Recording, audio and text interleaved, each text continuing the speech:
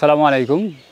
আমি মোহাম্মদ হারুনুর রশিদ মুসা, ঝিনাইদহ জেলার কোটচাঁদপুর উপজেলাধীন কাকমারি গ্রামে আমার বসবাস। আমি 2017 সালে অর্থাৎ আজ থেকে 7 বছর পূর্বে ঔষধি ফল অ্যাভোকাডো চাষ শুরু করি এবং এই চাষটা শুরুর পিছনে আমার যে চিন্তা ভাবনা ছিল সেটা হচ্ছে এরকম।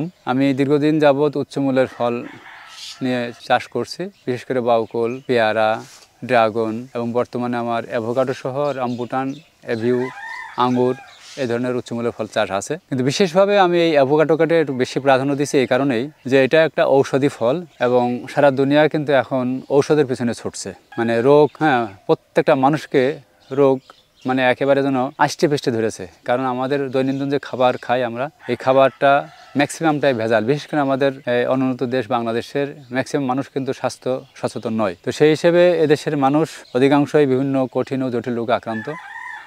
আমি ভাবলাম যে এমন একটি ফল চাষ করবো যেটার বাজার কখনোই পড়বে না এবং এর চাহিদা উত্তরোত্তর বৃদ্ধি পাবে। তো সেই চেতনা থেকেই আমাদের সাবেক কৃষি অধিদপ্তরের মহাপরিচালক এনামুল সাহেবের একটি প্রতিবেদন দেখে এবং আমার চিন্তা চেতনার সাথে মিল খাওয়ায় আমি ওনার সাথে যোগাযোগ করি এবং ওনার কাছ থেকে চারা নিয়ে এসে আমি 2017 সালে অ্যাভোকাডো চাষ শুরু করি এবং আজকে এই 2024 সালের এ পর্যায়ে আল্লাহ চাইলে এবছর যদিও মানে তাপের কারণে একটু ফলন কম হয়েছে, তারপর আলহামদুলিল্লাহ গাছে যথেষ্ট ফল আছে। বেচা বিক্রি প্রায় শেষের দিকে, অল্প কিছু গাছে ফল আছে। তো আমি আল্লাহর শুকরিয়া যে এই অ্যাভোকাডো চাষ করে যে সফলতা হাতছানি দিচ্ছে, আশা করছি ভবিষ্যতে এটা আরও সফলতা পাবে। অ্যাভোকাডো যেহেতু একটি উচ্চমূল্যের ফল এবং ঔষধি ফল, আমাদের দেশের কিছু এলিট শ্রেণীর মানুষ যারা বিদেশ থেকে অ্যাভোকাডো নিয়ে এসে 1500 থেকে শুরু করে নিয়ে 2500 টাকা পর্যন্ত কেজি তারা খেত এবং এটা মানে খুবই নগণ্য একটা সংখ্যা আর কি। তো আলহামদুলিল্লাহ বাংলাদেশে অ্যাভোকাডো চাষ শুরু হয়েছে এবং এদেশের মানুষ এখন অ্যাভোকাডো খাওয়া শুরু করেছে এর পুষ্টিমান বিবেচনায়। তো সেই দৃষ্টিকোণ থেকে আমি বাংলাদেশের অর্থনীতিতে মানে বাইরে থেকে আমদানি করতে হবে না, দেশে যদি এটা উৎপাদন হয় এবং দেশের চাহিদা পূরণ করা যায় তাহলে আমি মনে করি কৃষক যেমন লাভবান হবে, পাশাপাশি এ দেশ অর্থনৈতিকভাবে অদূর ভবিষ্যতে অ্যাভোকাডোর উপর ডিপেন্ড করে সমৃদ্ধশালী হবে এবং এই অ্যাভোকাডো বিদেশে রপ্তানি করে, যেহেতু বিদেশের প্রচুর বাজার রয়েছে, রপ্তানি করে প্রচুর বৈদেশিক মুদ্রা অর্জন করাও সম্ভব।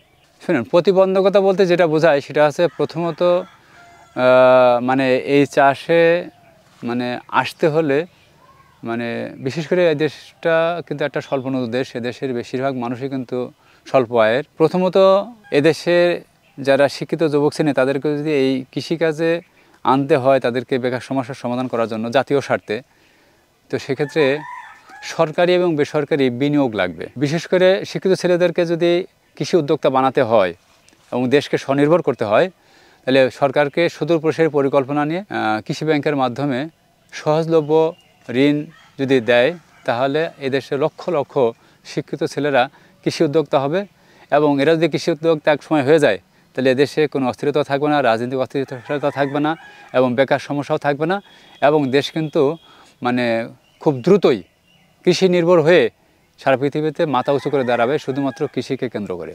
না, এটা আমি তো বললাম যে প্রথম তো আমি ভাবতাম যে আসলে কোথায় বিক্রি করব, কিন্তু এখন এত চাহিদা যে আসলে কোথাও নিয়ে যেতে হয় না, এখান থেকেই ফোনে ফোনে এই সব বেচাকেনা হয়ে যায়। অর্থাৎ বেচাকেনায় কোনো সমস্যা আমি এখনও পর্যন্ত ফিল করিনি। এখন আমি বিক্রি করি পার কেজি 500 টাকা। যারা খায় তারা কিন্তু বিভিন্ন সুপার শপ থেকে বা বিভিন্ন ইয়ের থেকে, মার্কেট থেকে তারা কিন্তু 1500 থেকে 2000 টাকা কেজি কিনে খায়।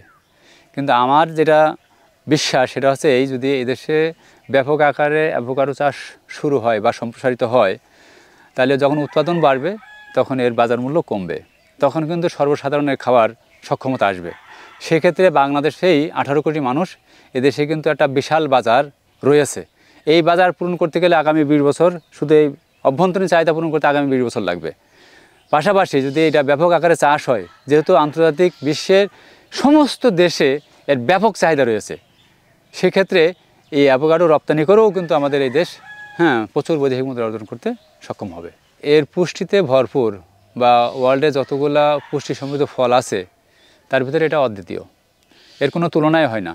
কারণ এটা একটা চর্বিযুক্ত ফল, মানে পুরা ফলটাই হচ্ছে ফ্যাট। তো এই ফলটা কিন্তু আসলে মানুষ খাবে শুধু পুষ্টি বিবেচনায়, আমাদের দেশে একটা ন্যাচারাল কালচার আছে যে মানুষ ওই কালার বিবেচনা করে, স্বাদ বিবেচনা করে, মিষ্টতা যাচাই বাছাই করে, এই বিবেচনায় কিন্তু বাংলাদেশের মানুষ ফল খায়। সেই হিসেবে কিন্তু একটা সময় কিন্তু মানুষ আঙুর, আপেল, হ্যাঁ বিদেশি ফল শুধু মানুষ ওই স্বাদের কারণেই খেত। কিন্তু আজকে আপনারা খুব ভালোভাবে খেয়াল করে দেখবেন বাংলাদেশে এমন কিছু ফল, যেমন ধরেন পেয়ারা, আপেল আঙুরের কাছে কিন্তু পেয়ারা স্বাদের দিক থেকে কিন্তু অনেক কম, বাট আপেল আঙুর যা মানে বাংলাদেশে যে চাহিদা তার 50 গুণ চাহিদা বেশি এখন পেয়ারার। কারণ এটাও কিন্তু পুষ্টি বিবেচনায়, কারণ আপেলের চেয়ে আঙুরের চেয়ে অনেক বেশি পুষ্টি আছে পেয়ারাতে, যেটা মানুষ আগে জানতোই না। তো পুষ্টি এমন একটা জিনিস, মানুষ এখন দিন দিন স্বাস্থ্য সচেতন হচ্ছে।